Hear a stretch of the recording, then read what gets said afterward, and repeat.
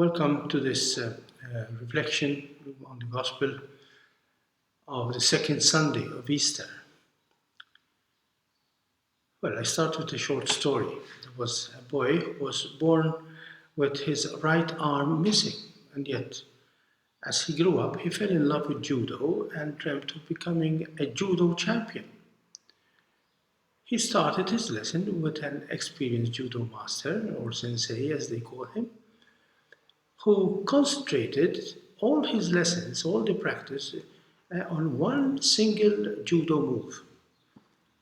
The boy wanted to learn more moves, but the sensei insisted, you just perfect that one move of yours. After many years of practice of the same move and contest, the boy faced a formidable opponent in a high profile judo contest. After a hard struggle, the one-armed boy seized the chance of carrying out his one particular move he had perfected over the years. His opponent was down in one swell move, and the victorious young man asked the master, how could I have done that? The sensei replied, there was only one way for your opponent to save himself from your one move. He needed to grab your right arm, but didn't find it. Like that boy, we are all just, well, one armed, well, not only, but also one legged, and first of all, one eyed. I start with this, well, reflection about how we are, unfortunately, so often one eyed. That means that we can never see the whole picture, especially when we are locked in our limited, self centered, self serving field of vision. We are unable to see beyond what is right in front of our noses, beyond today, beyond our little circles of friends, beyond our front porch, allegiances, ideologies. But not only are we one eyed, we are also one armed. We cannot do everything. We can only do one thing at a time. We don't have it all. Only one move. And that one move is my way of doing it with what I am, what I have. How can we win life's contest? We need first to become friends of who we are, rather than being miserable for who we are not. It's the drop in the ocean that we are. We are not everything. It's the gospel's little boy with his 5 loaves and 2 fishes faced with the hunger of humanity. It's our vulnerability when faced as we are now by an invisible enemy that destroys our false security and illusions of power.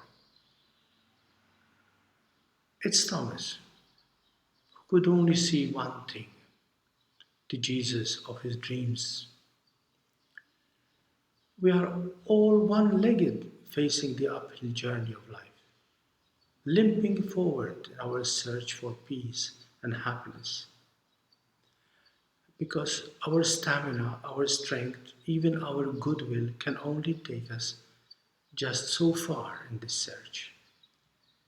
Even when we do find it, we stumble and we fall, like the disciples of Jesus. To whom shall we go, Master? You have the word of life, says Peter. Yes, we have to learn that one master move will help us win the fight. And there is only one thing necessary, that master move. Even in our abject weakness, fragility, and limited vision, something inside us is pushing forward towards a life that is enchantingly beckoning us from within. Who will reveal it to us? Who will help us to reach it? The answer and only answer is faith. But what is faith? Going back to the story of the one armed boy, Faith is neither an ideal nor a belief in some kind of incomprehensible and abstract truth. I want to become a judo master. That's abstract. It is not some high, otherworldly aspiration that brought us on in our miserable life down here. Faith is the sensei.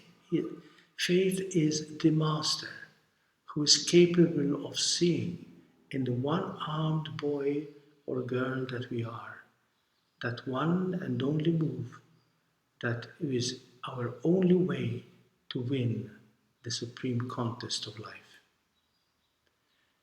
His one move was all he needed to become the best of what he could be.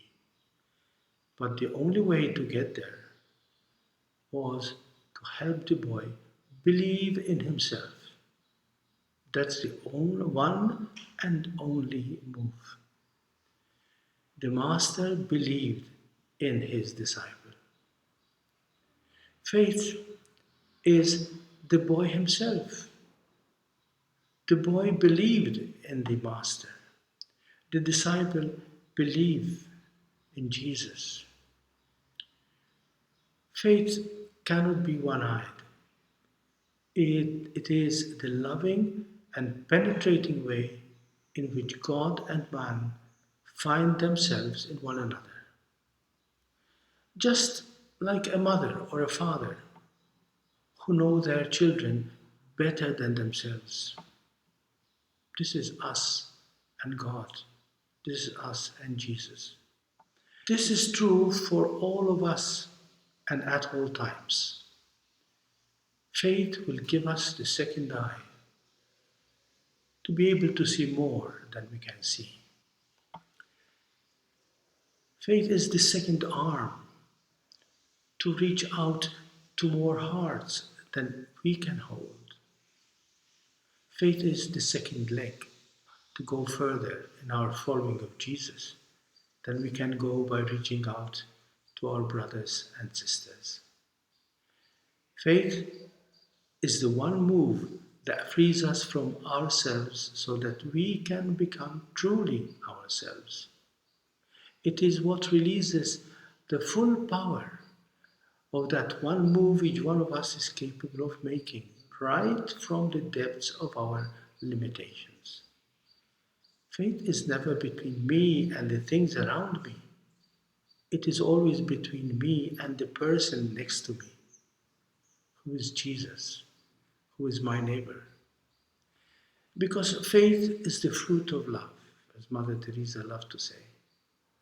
And love is life when it is a love for someone and not just for something. We can believe in a living Jesus because he loved us first. In this, he showed how authentic and real is his love by giving his full self, his one move, to be the source of who we are, our full selves, our one and only move. Faith is not just believing in a church. It's not just believing in unity. It's not just believing in love. And I dare say, faith is not just believing in God. Faith is belonging, belonging to humanity, belonging meant building into unity, becoming ourselves a loving gift, belonging to God. Faith is being church, being the body of Christ. This is why the living Christ is at once here and everywhere, now and always. In each and every one, our entry point to this marvelous and life giving oneness is our single, personal, committed move. Let us open our heart to life, which is always which always has a name and a face. Jesus, brother, sister, husband, wife. native or foreigner, in all their radiant beauty. Yes, beauty is in the eye of the beholder. Truth is in the heart of the believer. Love at the tip of our hands. Beauty is touching the wounds, placing our hands in a heart ripped open by love. But how can we believe in this beauty if the Master Sensei does not reveal it to us?